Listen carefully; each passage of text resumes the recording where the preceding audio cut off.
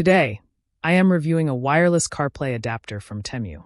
It converts a factory-wired Apple CarPlay system into a wireless experience with a quick plug-and-play setup. Here is how it works. First, plug the adapter into the universal serial bus port of your car. Second, turn on Bluetooth on your phone. Third, select the device name on your screen, confirm the pairing, and follow the prompts.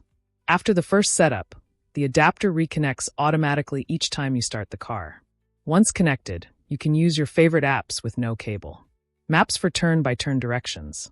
Audio and podcasts with clear playback. Calls and messages with hands-free control. You can use your built-in voice assistant to search, to send a message, or to start navigation while you keep your eyes on the road.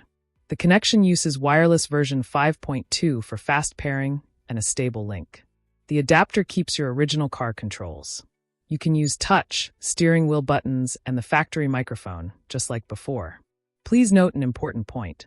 Your car must already have integrated wired Apple CarPlay and a touch screen radio. This device does not add CarPlay to a system that does not support it.